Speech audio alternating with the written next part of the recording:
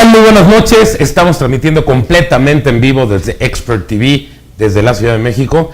Y el día de hoy tengo a una persona, vaya, el canal no escatima en gastos y trajimos directamente de Barcelona al señor Alex Vidal, que es especialista y desarrollador de ideas, empresas, es todo un concepto, porque evidentemente siempre habla de todo lo que es el valor humano, cómo puede ser transformado para que esto genere riqueza en las empresas, y además tiene algunas técnicas que son bastante novedosas aquí en México, y de eso vamos a hablar el día de hoy. Te doy la bienvenida al programa, mi querido Alex. Muchísimas gracias, Miguel. Fantástico, encantado de estar aquí. Nuestro amigo muy Alex Vidal de Cholula, Puebla, ¿no? Ah, sí.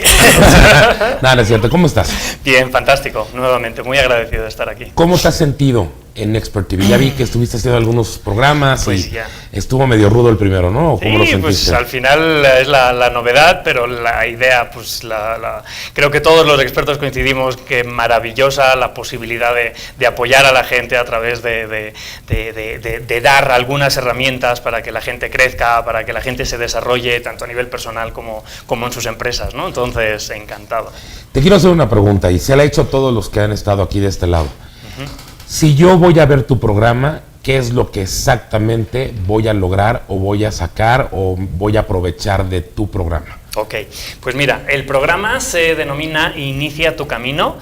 Y en todas estas sesiones vamos a estar hablando, nos vamos a enfocar en dos áreas. Una es específicamente la parte personal, forma en la que podemos crecer y desarrollarnos como personas, como seres humanos, y la otra, que al fin y al cabo están vinculadas, no las puedes separar, es la parte empresarial.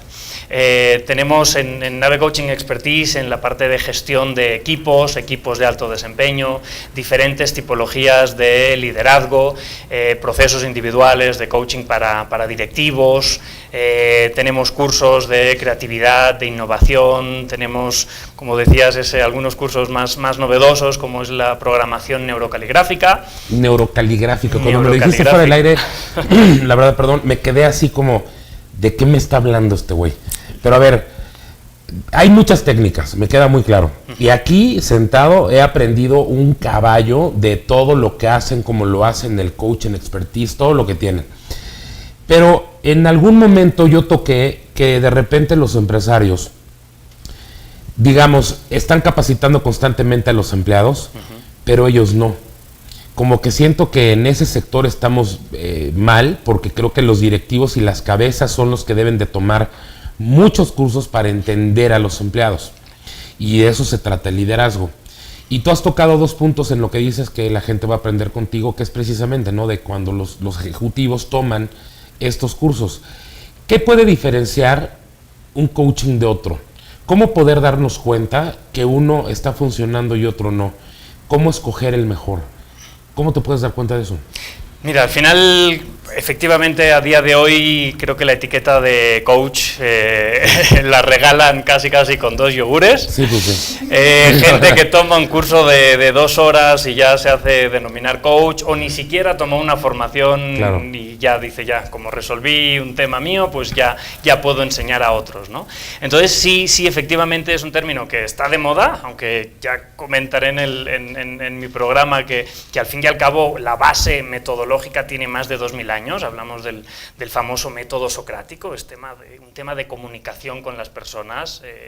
Un coach no va a decirte nada. Una de las bases del coaching, un coach no da consejos, y te encuentras, desgraciadamente, mucha gente que lo que empieza a decir empieza con tú lo que tienes que hacer es puntos suspensivos, ¿no? Es dejar tu trabajo, irte a viajar, vivir la vida y disfrutarla, pero el problema es que estás hablando desde un nivel de responsabilidad elevado, y si la persona dice, wow, tú me estás diciendo eso, pues lo voy a hacer porque eres el coach, pues puedes llevar a la persona a una situación que no quería en absoluto, ¿no? ¿Lo puedes hacer en forma de tips?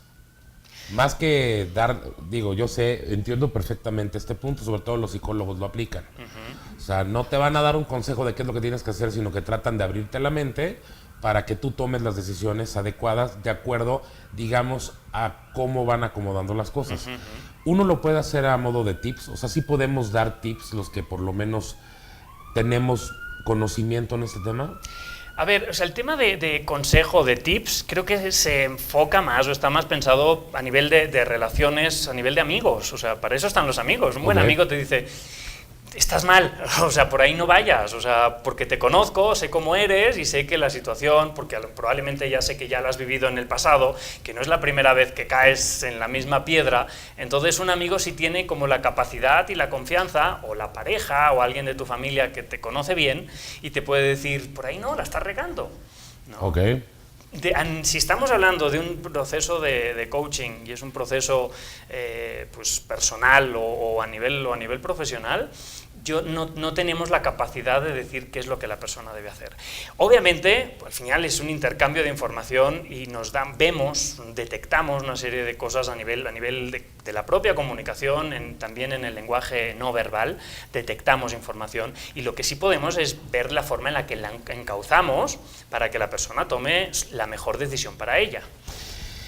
Evidentemente no eres mexicano, no sé por qué lo noté, güey. La verdad es que no sé por qué, pero... Intuición elevada. Es intuición elevada, esto es algo que es un poder que tengo yo. La forma de trabajo en Europa es sumamente diferente a la forma de trabajo en América. Eso lo tienes, yo creo que más claro que muchas personas. ¿Qué problemas, sobre todo recurrentes, has encontrado en México con empresarios y malas prácticas empresariales? Comparado con, digamos, primer mundo que es, y no por denigrar a México, pero hay que reconocer que miles de años nos llevan luz en cuanto a trabajo, evolución, desarrollo, etcétera. ¿Cuál ha sido para ti el punto más recurrente en los empresarios? Mira, yo uno de los temas, y justo voy a usar tu ejemplo cuando hablaste de los miles de años de diferencia, uno de los aspectos que más he visto en México es que sigue, por esa cultura, por esa tradición, sigue habiendo una cultura del ser agachado, del ver hacia afuera y automáticamente dar por supuesto que todo lo de afuera va a ser mejor que lo que hay en México, a nivel incluso personal. Y eso, por ejemplo, en España creo que también... El famoso malinchismo. El famoso malinchismo, Okay. Exactamente. Entonces, y eso, por ejemplo, en España también se vive o se vivía, si alguien era del norte de Europa, un alemán, por ejemplo, pues automáticamente había esa misma consideración, ¿no? Y en México, desgraciadamente, sigue habiendo malinchismo. Entonces, eso, pues al final es algo heredado, algo que sigue estando en la genética y que siento que día a día está cambiando, o sea, claro. Es un proceso y poco a poco siento que se está elevando más la cabeza y creo que se trata de eso, o sea, el proceso que puede funcionar y que funciona efectivamente como país es el ir reconociendo las fortalezas, o sea, claro. Eso lo tratamos a nivel de una única persona, lo tratamos a nivel de una organización y obviamente también afecta en un país. Cuando nos vamos dando cuenta de lo poderosos que somos, de las claro. capacidades que tenemos para crecer, para desarrollarnos, pues eso obviamente va elevando nuestro nivel de seguridad y eso interna. Se notó mucho en España, porque yo me acuerdo que antes, por ejemplo, hasta en las Olimpiadas, en deportes, en algunas cosas, España no figuraba en toda Europa, era como que el patito fue a Europa y de repente empezaron a enfocarse y empezó a haber grandes atletas, grandes resultados, prueba de ello que ganaron Eurocopa, prueba de ello que ganaron un Mundial. De una u otra forma, como que España empezó a levantar la mano en Europa como una potencia, pero siempre lo fueron. Pero creo que no se la creyeron. Y en México es exactamente lo que yo creo, ¿no? Exacto. Ahora, una de las cosas que te llevan aquí a México, ya me explicaste que viniste, eso no lo va a tocar yo, lo va a tocar Luis Valls. Okay. Llegas a México y ¿cómo empiezas tu desarrollo profesional? Porque para un extranjero a veces es más fácil que para un nacional, por ese malinchismo que me dices. De repente vemos a alguien que viene de otro lado, México es muy dado a abrirle las puertas a los extranjeros. Evidentemente el acento que tienes ayuda. ¿Y fue difícil o fue fácil para ti? Yo lo sentí como un proceso relativamente sencillo. Es decir, sí noté efectivamente ese malinchismo. Es decir, yo llegué y estuve unos meses viviendo en Puebla y... Por eso les dije lo de Cholula, Puebla. No creo que porque es de los nobles, no sé. No es cierto. Pues efectivamente, llegué y me fue relativamente sencillo empezar a trabajar en consultorías, en incubadoras de empresas, en escuelas de negocio y después cuando llegué a Ciudad de México, pues también, o sea, como que sí sentí que se abrieron muchas oportunidades a nivel profesional. Ahora, Puebla no es fácil, ¿eh? sea, la población poblana, con todo respeto a la gente que viene de Puebla, la verdad es que laboralmente es una población cerrada, muy de tradiciones, si lo quieres ver. Entonces, pero hasta eso te recibió bien Puebla. Pues hasta eso, efectivamente. ¿Qué tal los de camotes? Todos modos, ¿Qué tal los camotes? La comida poblana. No, hombre, es buenísima. Deliciosa. Sí, el que no sube de peso en Puebla es porque no visitó Puebla. O porque el chile le hizo demasiado daño al estómago. También como puede fue ser. Pero te has ido acostumbrando a la alimentación Por y todo, supuesto, ¿no? sí, claro. Yo llegué y hasta la Valentina la encontraba súper picosa. Y ahora, pues poco a poco ya. Empezaste desde el katsu. Ajá, ¿no? exacto. Pues, paso a paso. Vino increciendo el asunto, ¿no? Exactamente. Y ahorita trajiste un curadito aquí de chiles. Siempre lo traigo conmigo y en cualquier momento en descanso. Entonces llegaste a la Ciudad de México. Y ¿cuál fue tu primer, digamos, desafío empresarial? El desafío fue que de repente llego a un pueblito, una ciudad pequeña, pocos habitantes, Ciudad de México. Sí, somos casi, tres. Exacto, ¿no? Ajá.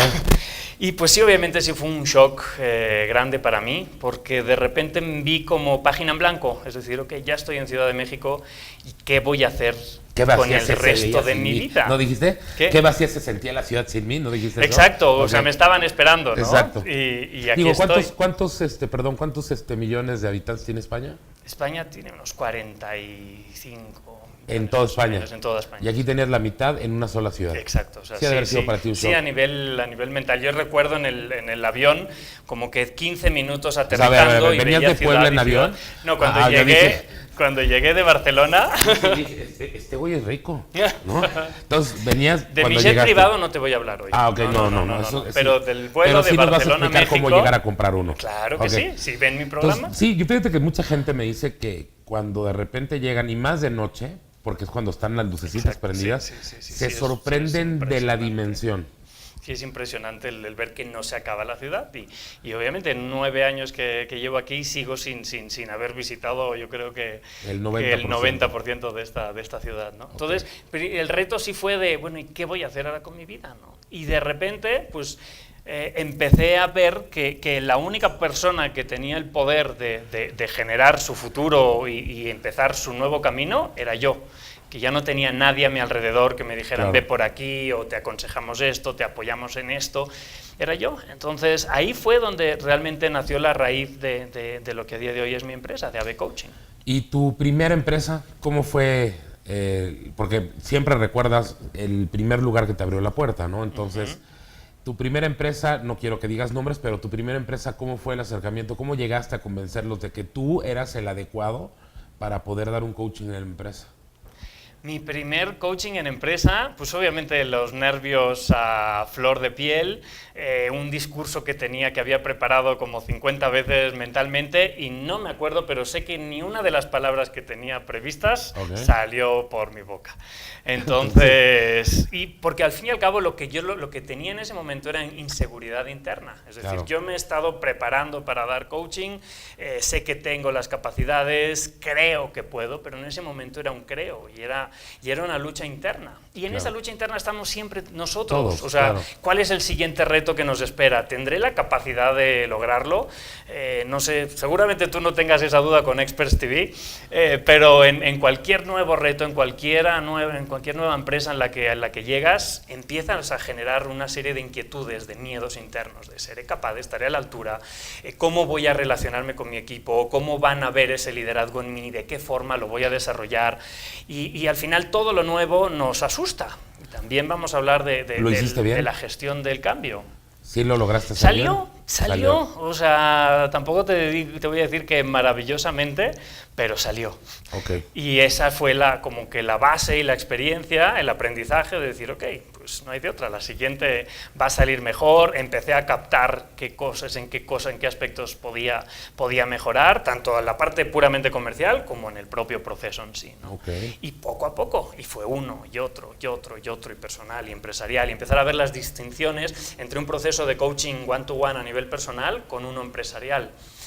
No es lo mismo, obviamente en no empresarial está también recursos humanos en medio, tiene unos intereses que no siempre coinciden con los del director, entonces hay muchos factores que solo la experiencia te va dando, ¿no?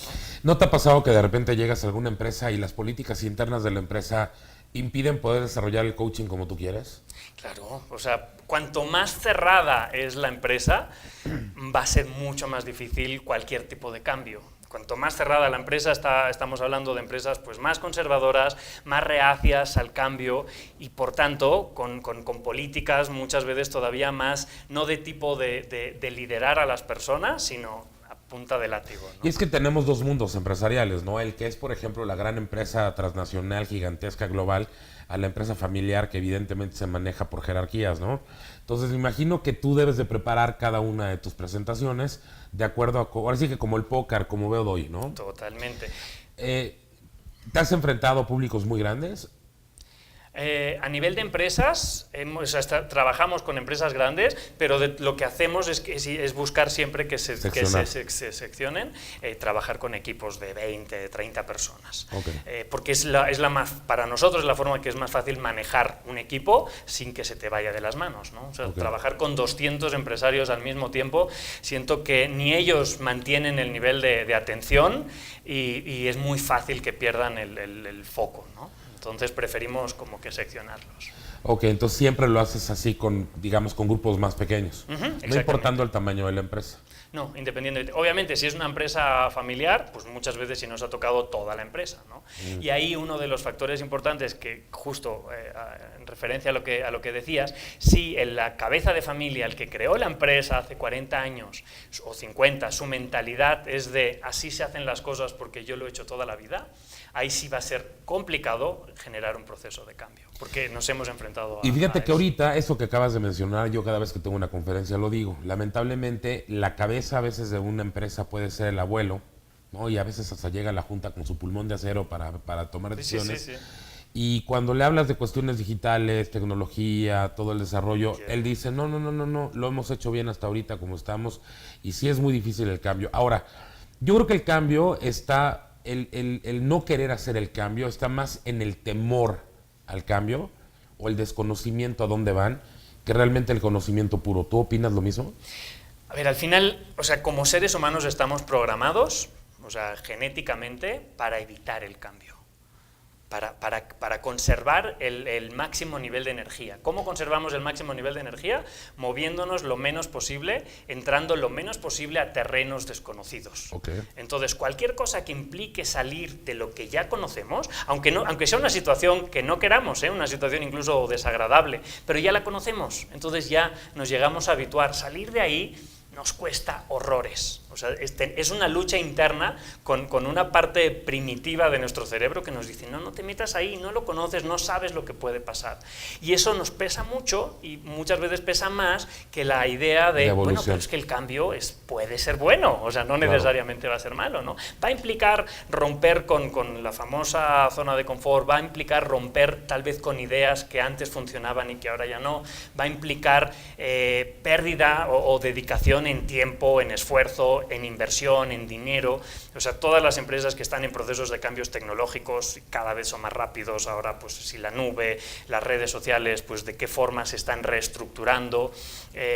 Inicialmente, pues, bueno, ¿qué te voy a hablar a ti de comunicación y de redes, ¿no? Pero primero que todos había que estar solo en la red. Pero espérame, de todos modos, yo todos los días estoy, créeme, que al tanto de los cambios y de los algoritmos y muchas cosas que diarios están cambiando. O sea, si yo dejo de prepararme para eso, créeme que me voy a quedar obsoleto. Totalmente. Entonces, ahora, tocaste hace rato un tema de que en España de repente veías Europa del Norte, en donde estaba del Este, en donde veías Alemania y lo veías como los alemanes, ¿no?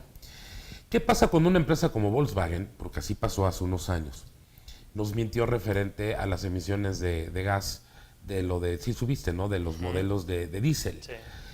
Que una empresa alemana nos mienta sí me preocupa mucho. Yo no sé tú, pero la percepción es que estos cuates nunca mienten. Siempre son muy derechos, son como muy estructurados. Entonces, empresarialmente hablando, le pegó durísimo a Volkswagen y creo que hasta la fecha ni se ha recuperado de las sanciones y las multas, todo este rollo. Cuando empresarialmente, cuando tú tienes un modelo a seguir, es como los japoneses, ¿no? Los alemanes son de trabajo y los japoneses igual, ¿no? Tú como que tenemos ese rollo en la mente de que los japoneses son maquinitas para hacer todo lo más chiquito pero lo más preciso, y los alemanes son lo más duradero y lo más fuerte, ¿no?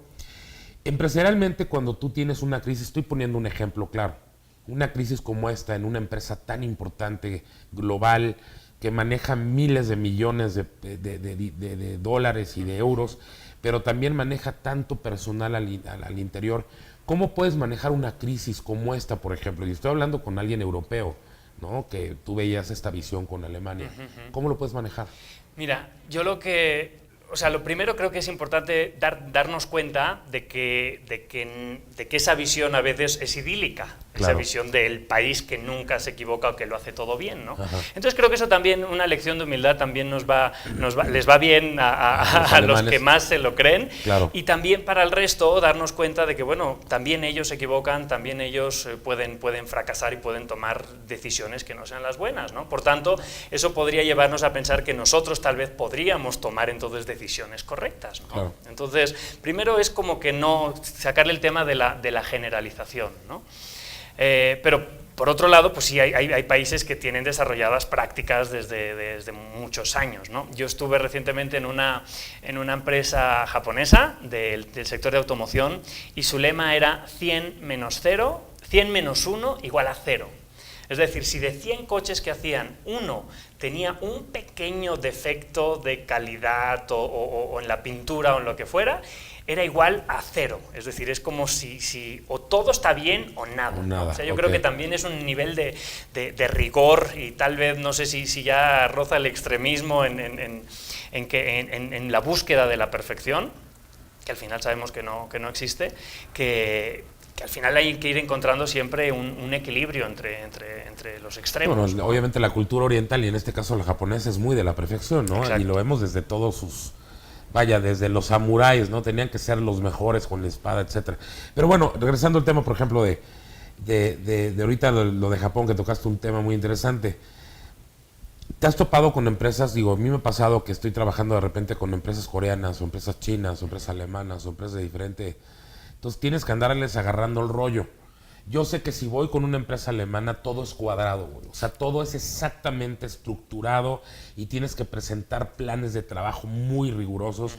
Si voy con los japoneses, tengo que rayar en la perfección de los resultados. Sí. De que a mí me dicen, a mí no me importa cómo le hagas, pero quiero que el resultado sea perfecto, ¿no?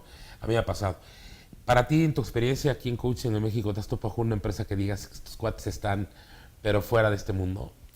Pues fíjate que he tenido algunos ejemplos, no voy a decir nombres de empresas, pero algún caso de empresas europeas, francesas correctamente, específicamente, que yo pues iba con una idea de coches de con un logotipo. No, que yo tenía una expectativa del nivel de rigor que me iba a enfrentar, o sea, pues iba bien preparado para tener la máxima nivel de claridad de los informes que se iban a dar, de los tiempos, etcétera, y me encontré con una situación totalmente opuesta, ¿no? Y por el contrario, pues trabajamos con muchas empresas mexicanas que están en unos niveles de rigor, tal vez a raíz del aprendizaje, de haber estado en contacto, en comunicación con empresas de otros países, o simplemente que vieron que la mejor forma de hacer las cosas era viendo que realmente haya una calidad en la hora de trabajar, ¿no? Siempre yo creo que a un coach se le califica por resultados, y creo que eso también puede ser un grave error. Yo creo que más bien el coach, como dices tú, no te va a decir qué es exactamente lo que tienes que hacer, sino al contrario. Ves las cuestiones positivas, ves las cuestiones negativas, ves lo que son los valores agregados, y me imagino que tratas de segregar los que no son. Cuando tú llegas a una empresa, pues imagino que esta es la vida de un coach. Yo la verdad es que yo no soy coach. O sea, yo no voy a una empresa específicamente a mejorar su comunicación digital. Yo voy nada más con el área de mercadotecnia y le doy unos cuantos zapes al community manager y le digo, estás muy mal. Ese es mi trabajo. Cuando tú llegas a una empresa donde ya realmente la situación es caótica, donde a lo mejor igual ya están con números rojos o empiezan a estar con números rojos, ¿cómo poder afrontar un personal con ese tipo de psicosis? Es como ahorita, muchos estaban pensando que después de estas elecciones iba a haber un crack económico, no lo hubo, que iba a haber despidos masivos, espero que no los haya, no ha habido, pero ese ánimo en la gente me imagino que ha de influenciar mucho tu coaching, ¿no? Por supuesto, pero ese ánimo en la gente puede ser por cualquier razón, es decir, puede efectivamente ahora por el tema de cambio político, cada cambio de sexenio, pues se genera duda, se generan miedos, por lo que decíamos antes, ¿no? Al fin y al cabo es un cambio, ¿no? Claro. Pues esta vez puede que sea un cambio pues más profundo que en otras ocasiones y nuevamente vuelve a haber el temor. Pero al fin y al cabo todo está en la interpretación, es decir, tenemos una parte de la población que está feliz diciendo pues las cosas van a ir mucho mejor y tenemos otro sector de la población asustada y buscando dónde se van a ir, ¿no? Ante el mismo hecho. Y así pasa en la realidad. O sea, los hechos, los eventos que tenemos en la vida son neutros, no son ni buenos ni malos. Nosotros le damos una interpretación, decimos esto que está pasando, esto es buenísimo, o esto es malo, o esto es lo peor. Okay. Entonces, y en las empresas, en el interior de las empresas ocurre exactamente lo mismo. Ante un cambio futuro, ante unos números que no son los que venían manejando, ante una situación a la que no se habían enfrentado, ahora pues el tema de millennials y centennials y cómo se vinculan con los baby boomers, etcétera, pues nuevamente es un tema que está pasando también a día de hoy en muchas empresas, ¿no? Y las reacciones son distintas y para muchas la reacción muchas veces primera es la del miedo y la del no, ¿cómo lo vamos a resolver? Esto es una alarma, ¿no? Esto pues probablemente acabe que la empresa acabe quebrando, ¿no? Entonces, en el momento en el que se detecta la situación, pues creo que es importante primero como que realizar un proceso de estabilización. Okay, esta es la situación que tenemos, primero que sea objetiva, o sea, intentar ir cambiando las interpretaciones, tanto de los directivos como de la gente del equipo, de las interpretaciones que tienen contrastadas con una realidad. ¿Cuál es la realidad de la empresa? Hay unos números que están bajando, que no mienten, o esa nueva generación que está entrando, ¿qué está haciendo? Está haciendo que haya más rotación, ¿es real, no es real? Y esa rotación obviamente le implica un costo para la empresa. Entonces, primero es analizar en qué punto están, ¿no? Y a partir de ahí empezar a hacer un análisis profundo en la medida que la empresa también lo desea. A veces nos dicen sí, pero solo queremos que sea el área de contabilidad a la que cambie, ¿no? Cuando es por todo supuesto un engranaje, implica, claro. Es un engranaje, ¿no? Claro. Entonces no pueden hacer nada si el resto de áreas no Pero están tú como coach dispuestas. de repente cuando te dice yo nada más quiero el área perengana, tú no puedes, oye, espérame, no puedo ser nada más uno. Tendría yo que sumar para que esto funcione como equipo. O sea, tú no puedes como coach sugerirle al empresario, le estás cajeteando la durísimo sugerencia con esto. sí, porque, y lo mismo que comentabas justo al principio del programa. Cuando hay una empresa que dice yo quiero que des coaching, pero a mi gente, a mí no. Sí, pero es que es un Y error. entonces, obviamente, llegas con la gente, y me pasó sobre todo en los primeros casos de empresa, y entonces empezabas a hacer el listado de todo lo que el jefe no estaba haciendo o estaba haciendo mal, ¿no? Claro. Entonces, pues tomas esa lista y vas con el jefe y obviamente te dice, no, esto es mentira, esto es mentira, esto es mentira, ellos son los que están mal. Y no sabes en verdad qué coraje me da, y lo dije en otros programas, y en una entrevista que de repente a mí me toca dar conferencias en donde está o empresas muy grandes, con un nombre muy grande, y de repente preguntas por los directivos y la gente que está en el tope, pues están allá afuera. Y dices, bueno, ¿y por qué están afuera? Cuando en realidad ellos tendrían que estar aquí. Todavía con más razón. Con mayor razón, claro. Sí, porque normalmente para permear un proceso de coaching o un proceso empresarial hay dos formas. Una es de arriba hacia abajo, de los directores hacia abajo. Muchas veces lo que las empresas dicen, no, empieza con un equipo de trabajo y si vamos que empieza a tomar acciones diferentes, pues lo vamos subiendo, ¿no? Aquí nuevamente son dos posturas distintas. Mi recomendación es que la forma más efectiva de generar cambios es de arriba para abajo. Claro. ¿Por qué? Porque al final estamos hablando del ejemplo y por la concepción jerárquica de la empresa, desgraciadamente, porque no tendría que ser, pero va a ser más fácil que el de abajo tome el ejemplo del de arriba. Claro. Entonces, aunque veas que un área está funcionando muy bien, si la tienes jerárquicamente abajo, no le vas a hacer caso. Mientras que si es el de arriba, pues casi no te va a quedar de otra, ¿no? Lo tuyo es liderazgo, ¿no? Lo tuyo es que la gente trabaje en equipo, que también aprendan a delegar, también entendí mucho de lo que hace tu trabajo. ¿Qué se requiere para ser un buen líder? Porque todo mundo tiene métodos muy diferentes para poder llegar, pero ser líder creo que es mucho más complicado de lo que la gente entiende. Yo a veces les decía a mis empleados que no tienen ni idea, el nivel de presión que uno como dueño tiene es muy diferente. Tú arriesgas tu patrimonio para crear un trabajo o para crear una fuente de trabajo, y el hecho de estar preocupado por el sueldo de esa persona es muy diferente al güey que va a recibir ese dinero. Claro. Entonces, Cuando tú eres líder, ¿en qué momento te puedes perder? ¿Cómo puedes tener tú el control como líder y cómo puedes hacer un buen líder? Es difícil. Por supuesto, nadie dijo que fuera sencillo. La única corrección que te haría es controlar. Yo creo que precisamente la postura del líder no busca el control de su gente. Al fin y al cabo, el control es una idea mental que nos puede gustar mucho, pero que es falsa, es totalmente falsa. No controlamos absolutamente nada. Tenemos la falsa ilusión del control y eso nos gusta creer que sí estamos en control en nuestra vida personal, en nuestra empresa, con nuestra gente. Aquí pero el único que no tengo control sobre él es el ingeniero. De ahí en fuera, todo lo demás es muy factible, ¿no? Es ingobernable el cuate. Sí, pues así pasa.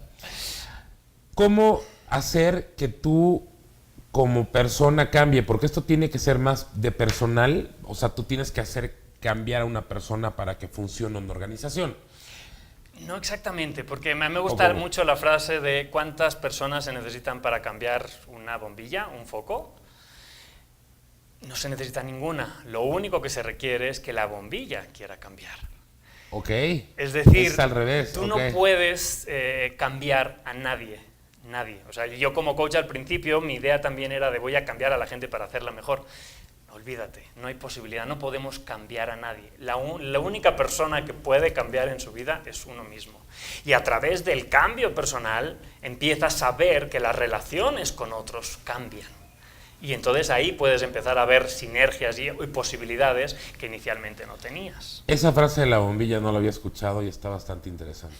Ahora, tú como coach me quiero imaginar que si escoges casos muy particular o lo que llega tú lo tomas.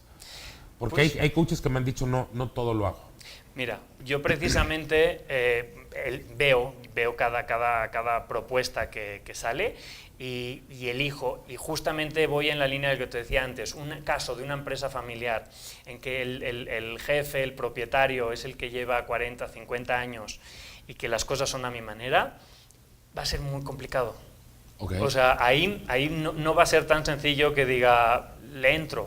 Porque probablemente se puedan llevar a cabo cambios con diferentes jefes de área, directores, etcétera, pero cuando esos cambios se quieran llevar a cabo y hay un único responsable, que es el que dice sí o no, y por historia ha dicho siempre que no, la verdad es que va a ser realmente un proceso bastante más largo de lo que quisiera la empresa, por supuesto. ¿Te ha pasado que has llegado a una empresa y de repente a la mitad del coaching te dicen, ¿sabes qué? No es por aquí. Me ha pasado, sí, por ejemplo, en casos de coaching de equipos y que alguno de los directores o de los líderes se cierra totalmente en banda. Y aparte, su lenguaje corporal, ya lo detectas en el momento en el que entras al salón y casi es la posición de reto de, bueno, a ver, ¿qué me vas a venir tú a enseñar? ¿No? Claro. Yo llevo 20, 30, 40 años trabajando en esta empresa. ¿Qué me vas a decir que yo no sepa, ¿no? Y desde esa actitud, pues nuevamente, o sea, si la persona no está dispuesta, pues va a ser muy complicado. O sea, al final ponemos el 100% nuestra sangre, nuestro sudor, en que la gente entienda los beneficios que tiene un proceso de coaching. De qué forma el desarrollo personal, al final coaching es la palabra, pero hablamos en genérico, es un desarrollo personal, un desarrollo empresarial. Todos lo que queremos es que las empresas funcionen de la mejor manera, que las personas vivamos la vida que queremos, ¿no? Entonces, si estás dispuesto a abrirte, a descruzar los brazos, a escuchar y a buscar la posibilidad de aprender algo, te aseguro que entonces ya cambian su actitud. Ahora, esto también tiene que ver con generaciones, porque, por ejemplo, me ha pasado a mí que llego a empresas en donde me dicen los baby bumpers, es que estos millennials no entienden nada, no tienen arraigo con nada, no quieren prepararse y quieren ganar dinero rápido y todo el rollo. Y los millennials me dicen lo contrario. Este güey no quiere cambiar, le queremos cambiar los procesos para que sean más fáciles con tecnología. Entonces, ahí hay un choque generacional. Yo creo que es la primera ocasión que nos enfrentamos a un choque generacional y no tiene que ver con edades, porque siempre ha existido. Tiene que ver con tecnología. Sí, es decir, el cambio generacional, el choque generacional pasa en cada generación. Y, por ejemplo, o sea, tal vez para ver un cambio tan drástico podríamos irnos unos años atrás y la generación hippie en contra de la guerra, o sea, ahí también hubo un choque muy fuerte. No, pero a día de hoy, me refiero, la tecnología es la que ha marcado un hito exactamente entre la generación adulta y la generación joven, porque, por ejemplo, mi papá, y fue el más grave error que yo cometí en la vida, tenía su máquina IBM de bolita, y estaba horas ahí. Y un día se me ocurrió estúpidamente decirle, ¿existen las computadoras? Y cada vez que el cuate la cajeteaba eran unas mentadas de mamá, porque esta porquería no sirve. Y tanto mi hermana como yo teníamos que ir a solucionar el problema a las 12 de la noche. Y hasta la fecha creo que todavía no he entendido el concepto de la computadora. Le ha facilitado su chamba o le facilitó durante mucho tiempo y no. Y ahí es donde me doy cuenta que la tecnología verdaderamente ha sido una barrera de entendimiento entre estas dos generaciones. Yo así lo veo. ¿Tú desde el coaching no lo ves igual? O sea, yo lo que veo es que al fin y al cabo hoy el factor es tecnológico, pero como en otras generaciones ha sido otro. O sea, el tema de igualdad, de género, de guerra, lo que tú quieras. Entonces, hoy nos enfrentamos con el reto que la tecnología pues sí ha hecho mucho más evidente esta barrera generacional. Sí, porque son procesos internos de funcionamiento de una empresa. Porque a lo mejor yo puedo ser hippie, yo puedo ser a lo mejor yuppie o como tú quieras, y de una u otra forma pues era un choque a lo mejor de ideas. Pero cuando interviene en todo lo que es el proceso de una empresa, creo que ahí es donde está el verdadero problema de las empresas actualmente. Actualmente sí, pero al fin y al cabo el punto es el choque entre ideas, Okay. el choque entre concepciones. La concepción de la tecnología no es para mí porque yo funcioné muy bien y mi empresa fue muy bien durante muchos años sin tecnología, entonces Claro. no creo en que ahora, porque haya redes sociales, las cosas vayan a ir mejor, ¿no? Se acaba de terminar este programa, señores. Y en cambio, las nuevas generaciones no pueden concebir una empresa sin comunicación. sin comunicación. Lo que pasa es que más bien estamos en un mundo globalizado y estamos a un clic de la información. El otro día yo estaba aquí, precisamente sentado el día aquí, con un personaje que tiene sus años. Y yo le decía, de repente una noticia en Japón, una noticia en Asia o en China, pues nos tardaba un día en llegar, güey. Un día y medio. Ahorita nos está temblando en este momento en China y en este instante un tin de qué está pasando allá. También creo que eso ha sido un golpe total y absolutamente psicológico para los líderes de edad. Y yo veo en las empresas también un cambio radical en cuanto a la contratación de gente. Yo llegaba antes a empresas muy grandes en donde el que era director de mercadotecnia era un güey de 50 años. Y ahorita llego y resulta que el mismo puesto lo tiene un babocete de 24. Sí, claro. Y tener que lidiar con este cuate, pues ha de ser muy difícil. Para mí lo es. Y no estoy tan ruco. O sea, yo tengo 22 años, entiéndeme. ¿No?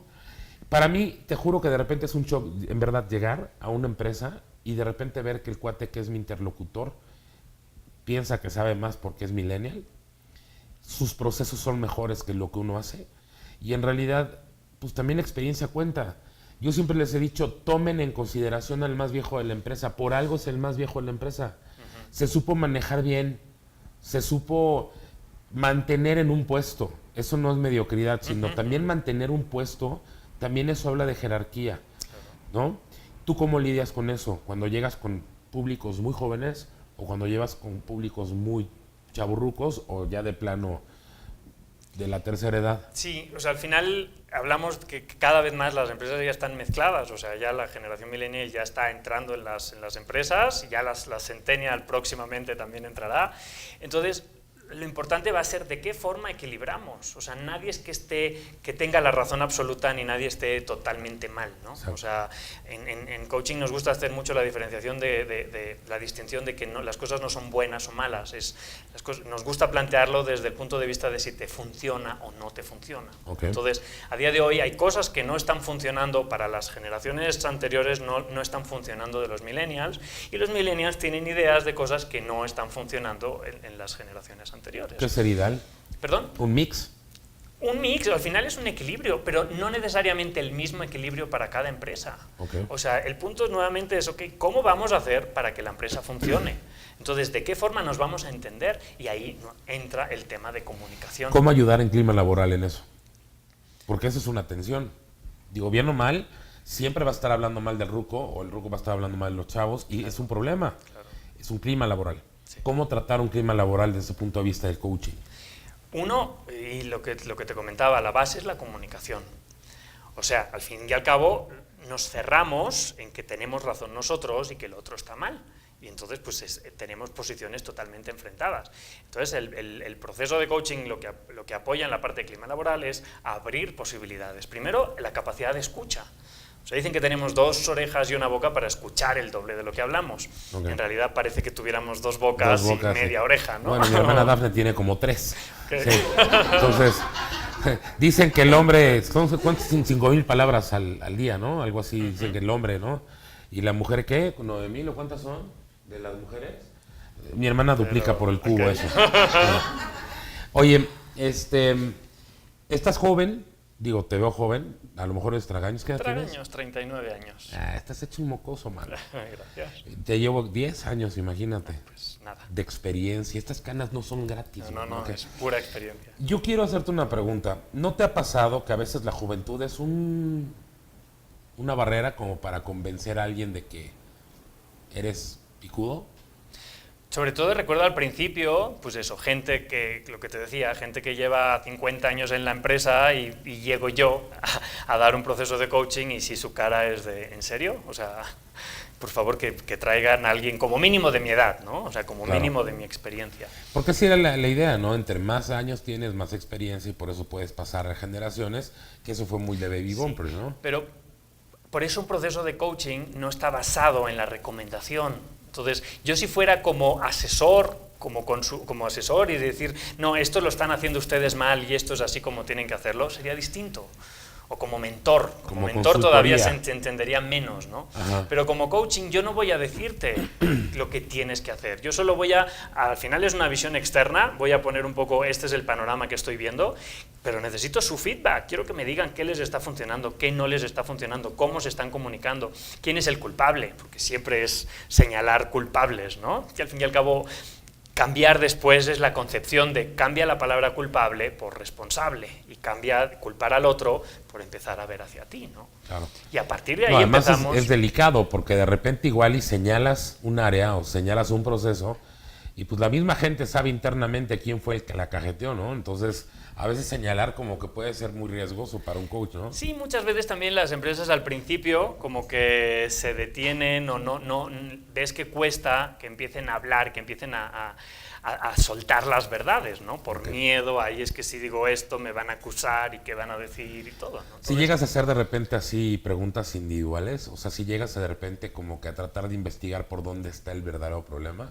Sí, claro, sí. O sea, tenemos diferentes vías. Tenemos una vía que es la individual. Muchas veces combinamos los procesos grupales con procesos de coaching individual a cada uno de los directivos. Ahí debe salir la sopa, pero de una forma impresionante. Sale mucha información. El punto también, primero, es la objetividad, porque cada quien te va a contar su historia claro. y es desde el lado que tiene la razón, ¿no? La historia del vencido y el vencedor. Exacto. Entonces, primero recopilamos la información a nivel individual. Recopilamos feedback a través del propio equipo.